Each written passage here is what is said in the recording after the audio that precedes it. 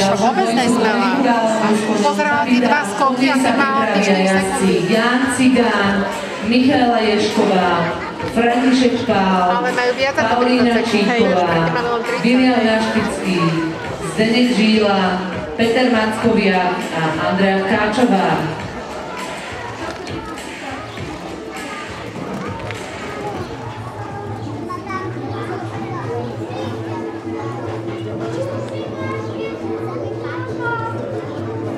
Ešte som vám dlžná výsledok Igora Šuleka s koňom Bavolampa, čistý parkour v čase 80,63. Máme tým zabezpečené rozoskakovanie a prví dvaja jazdci na ňom postúpili.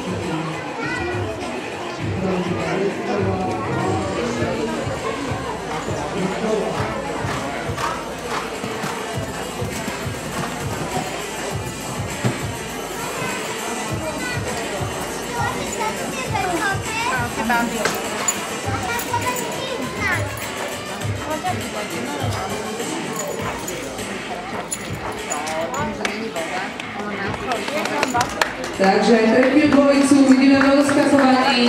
Tretí postupujúci do rozskakovania je